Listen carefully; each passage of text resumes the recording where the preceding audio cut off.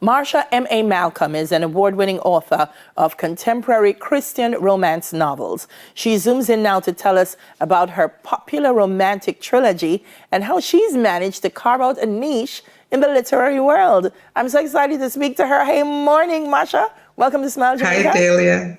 Thank you so much for having me. Are you hearing me? I'm hearing you loud and clear. What first sparked your interest in writing novels, in becoming an author? Well, the reason I started to write Christian romance novels is that I fear public speaking. Wow. I really do. I always have, which is strange because I used to be a teacher. Mm-hmm. So what happened was I went through something difficult and people kept asking me, how is it that you went through that and you're still smiling? And I wanted to tell them, but I didn't know how to say it out of my mouth. So I decided to write a book. Wow. And that's what started it. That's what started it. Why the genre Christian romance? Well, they tell us to write what we know. Mm-hmm. I don't want to give the impression that I'm some kind of expert on romance, but I tried writing nonfiction first and I just could not pull the book together. And I realized it was probably because I was reading mainly Christian romance. And because that's what I was reading, that's what I knew. So I decided to just kind of bring my own experience into a book that was completely fictional, except for my little part in it. Yeah. And I was reading Christian romance. Yeah. Having said that, you've been reading them, I guess that would have kind of given you some grounding in putting the story together. But how difficult is it to balance? Because I say to people sometimes when people attempt to do Christian literary work or even Christian art, drama, it's not so easy to balance just the aesthetics of it. You can get so thrown into just throwing Bible verses and God says, and then it's not nice and clean.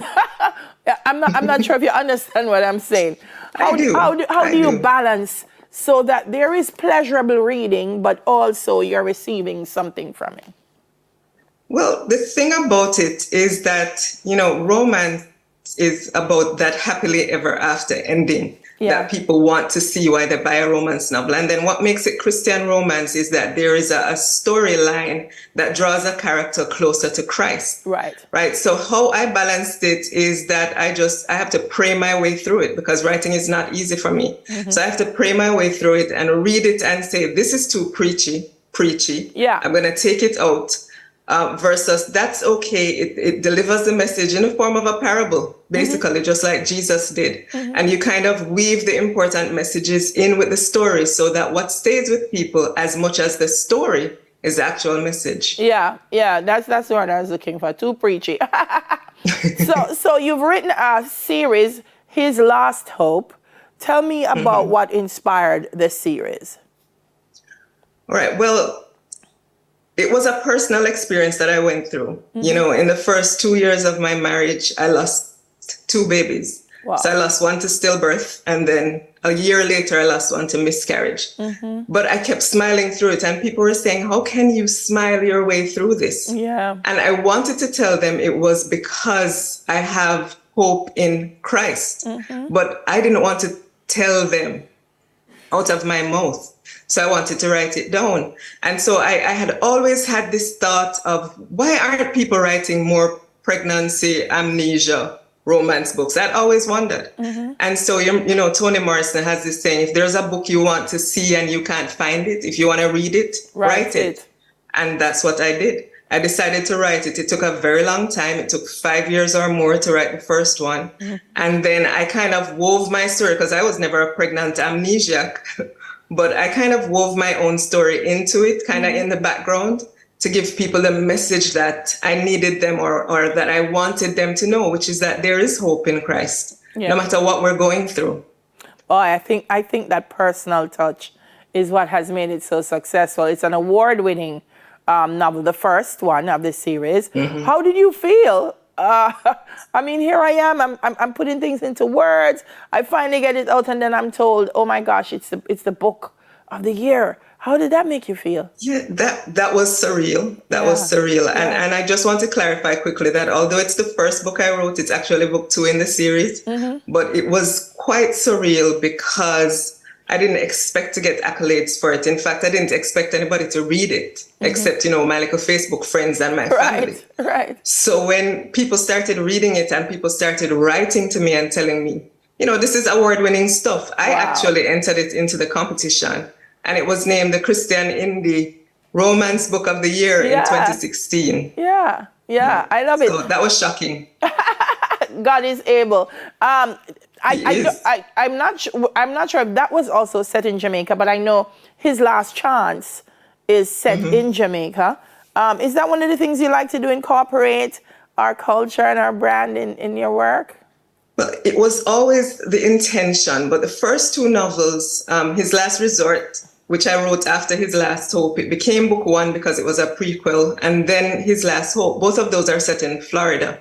But I always wanted to write about Jamaica. It's just that the story would not have been able to work in Jamaica, especially the one with the amnesiac, because Jamaica is so small. Somebody's going to recognize somebody. Absolutely. So that's why I wrote those in Florida. But the third one, I felt I had built up a bit of an audience and I wanted to expose my country. I wanted to say to people, come and have some curried, steam roast, lionfish and, something. Yeah.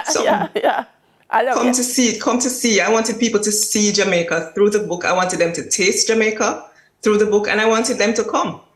And I still do. That's what our creative people do through our writing, our music, whatever it is. We invite people into our existence as Jamaicans. What's next for Marsha M.A. Malcolm? What's next?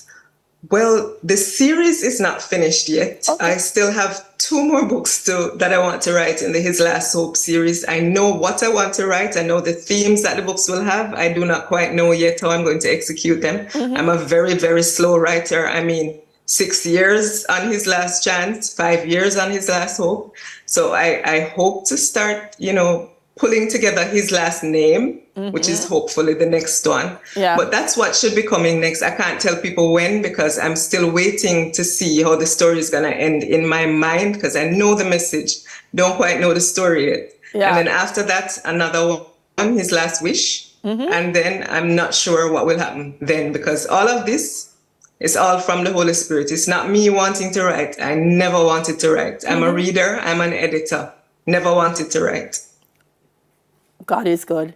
Listen, she has her website, www.mamalcolm.com. You can go on, check out where you can purchase the books, find out some more about Marsha. And listen, you're in for great reading. Thank you so much for speaking with us this morning. Congratulations. Thank you for having me. You're not a slow writer. You write when it's time. You write when it's time. True. Thank you, Dahlia. Thank you for having me. Award-winning author, Marsha M.A. Malcolm. Stick around. Girl Talk comes up in just a moment. We'll soon come.